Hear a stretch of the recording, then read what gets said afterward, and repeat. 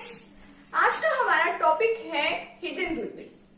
Hidden goodwill एक हमारे पास admission of a partner में भी एक टॉपिक था और आज जो हम टॉपिक करने जा रहे हैं हिडन गुडविल वो किसमें है? रिटायरमेंट ऑफ अ पार्टनर में।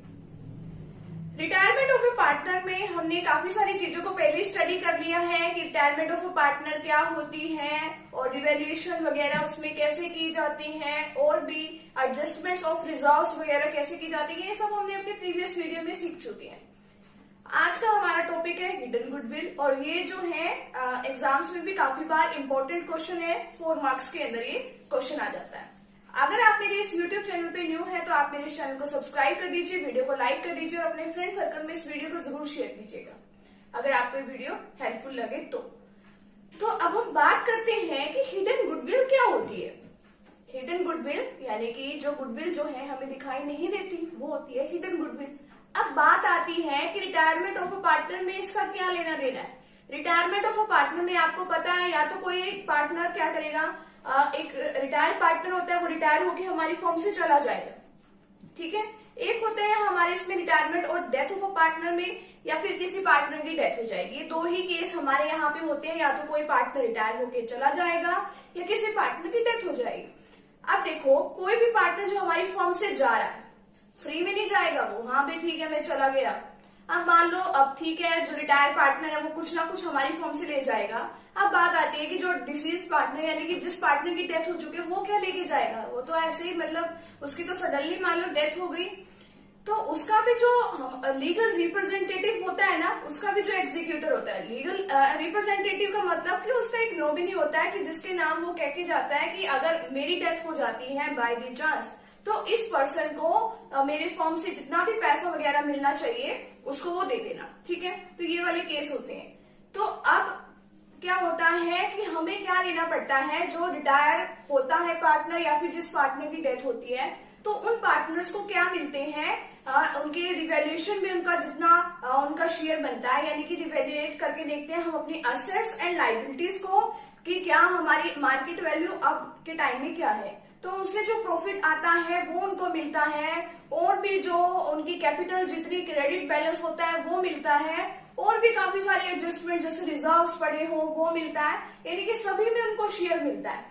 तो कई बार क्या होता है कि जितना उनको शेयर मिलता है ना उसका, तो उससे भी ज्यादा जितने जो पार्टनर्स आज के टाइम में हमारे प्रेजेंट टाइम में जितने पार्टनर्स काम कर रहे हैं वो सिर्फ ज्यादा अमाउंट में देने को तैयार हो जाते हैं। अब ज्यादा अमाउंट इसलिए तो थोड़ी ना देने को तैयार है कि हाँ भाई हमारी फर्म के अंदर एक्स्ट्रा पैसा पड़ा हुआ है कि तुम ले जाओ, नहीं, इसी वजह से नहीं देते। वो होता है हिडन गुडविल की वजह से, यानी कि जो गुडविल हमें दिखाई नहीं दे रही है, यानी कि उसने भी कुछ उस गुडविल को अर्न करने में मेहनत की होगी तभी तो उसको वो गुडविल का पार्ट मिल रहा है।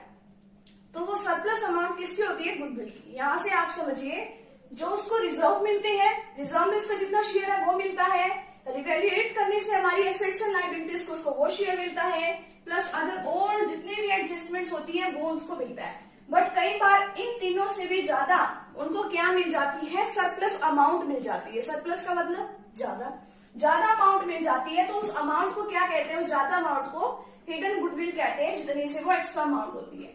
मान लो उनके ये तीनों केसेस में रिजर्व, रिवैल्यूएशन और जितनी भी उसको कैपिटल वगैरह में जितना शेयर मिलना था उसका टोटल हुआ 4,50,000। लेकिन हमारी फर्म के जितने पार्टनर्स हैं प्रेजेंट टाइम में उन्होंने क्या डिसाइड किया, चलो इसको 5 लाख रुपए दे देते हैं। बट ये तो 50,000 ज्यादा है। वो किस वजह से दी? इस वजह से थोड़ी ना दी कि उनके पास एक्स्ट्रा है, नहीं, वो उसकी सरप्लस अमाउंट जो दी है वो गुडविल की वजह से दी है, क्योंकि गुडविल को अर्न करने में उस पार्टनर का भी पूरा योगदान रहा है, पूरा पार्टिसिपेशन रहा है। तो इसको एक एग्जाम्पल से समझते हैं कि क्या इसका एक एग्जाम्पल है। A, B and C are partners. A, B, C and are partners sharing profits in the ratio 1:2 and 3. ठीक है, 1, 2, 3 रेशो में वो क्या बांट रहे हैं? अपना प्रॉफिट शेयर कर रहे हैं। C retires, C क्या हो जाता है? रिटायर, ठीक है। And his capital after making adjustments for reserve and profit on revaluation stand at ₹1,20,000। यानी कि रिजर्व में उसका जितना शेयर बना और रिवैल्यूएशन के प्रॉफिट से उसका जितना शेयर बना उसके टोटल पैसे बनते हैं 1,20,000 रुपए जो उसको मिलने वाले हैं। But A and B agree करते हैं to pay him ₹1,50,000 in full settlement of his claim. तो ए और बी क्या डिसाइड करते हैं, चलो इसको ना 1,50,000 दे देते हैं। अब ये नहीं है उनके पास फालतू नहीं पड़े हो, जैसे हमने पहले भी डिस्कस किया है, वो उसको गुडविल की वजह से दे रहे हैं, तो 1,50,000 रुपए वो उसको देने को तैयार हो जाते हैं। Record necessary general entries for the treatment of goodwill if the new profit sharing ratio, NPSR का मतलब new profit sharing ratio is decided at 1:3। तो 1:3 उनकी न्यू प्रॉफिट शेयरिंग रेशियो है, and this is old profit sharing ratio of all partners. और ये only किसकी है, ए and B की। अब इसकी जरूरत क्यों पड़ी, न्यू गेनिंग रेशियो निकालने के लिए हमें इसकी जरूरत पड़ती है। गेनिंग रेशियो क्यों, क्योंकि इन फ्यूचर जितना भी हमारी फर्म के अंदर प्रॉफिट का पार्ट होगा उसके नाम का, यानी कि जो हमारा सी पार्टनर था, सी पार्टनर भी कुछ ना कुछ तो प्रॉफिट में से शेयर ले रहा था।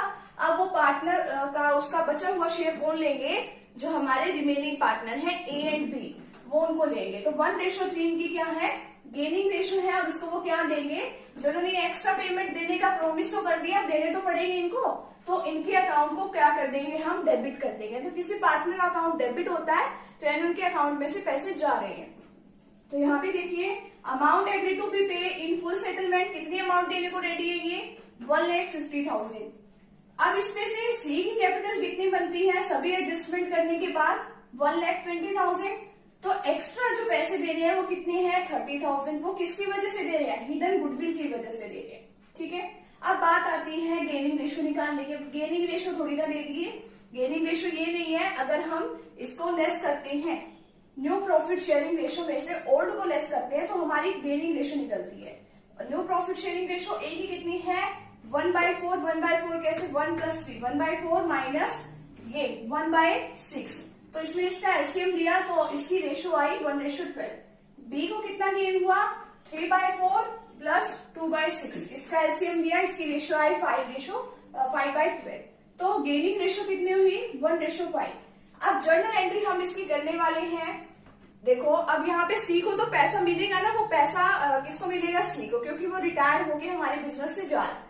तो टू सीज कैपिटल अकाउंट को तो हम क्या कर देंगे, कितना पैसा उसको एक्स्ट्रा मिलेगा, ये एक्स्ट्रा, ये हिडन गुडविल वाली एंट्री हम करते हैं, तो कितना पैसा उसको एक्स्ट्रा मिला है, 30,000। और देगा कौन, ए और बी देंगे, किस रेशियो में, उनकी गेनिंग रेशियो में। A capital account debit, B capital account debit. C share of goodwill adjusted to the capital account of A and B in their gaining ratio 1:5। अब 30,000 का 1/6 करेंगे 5,000 एंड 30,000 का 5/6 करेंगे 20,000। इसमें A और B में आ जाएगा। तो इस तरीके से हम क्या निकालते हैं, उनकी गेनिंग रेशियो निकालते हैं, और गेनिंग रेशियो किसमें डिवाइड कर देते हैं, उनके पार्टनर्स अकाउंट, उनके पार्टनर्स अकाउंट में हम सारे ये एडजस्टमेंट्स कर देते हैं। तो ये तो था आज हमारा हिडन गुडविल का टॉपिक, और इसमें जो है इसी तरीके से हम उसकी जर्नल एंट्रीज करते हैं, और इसी तरीके से हम इसका ये ऐसे क्वेश्चन निकालते हैं। तो अगर आप मेरे इस यूट्यूब चैनल पे न्यू हैं तो आप मेरे चैनल को सब्सक्राइब कर दीजिए, वीडियो को लाइक कर दीजिए, और अपने फ्रेंड सर्कल में इस वीडियो को जरूर शेयर कीजिएगा। थैंक यू वेरी मच, मिलते हैं नेक्स्ट वीडियो के साथ।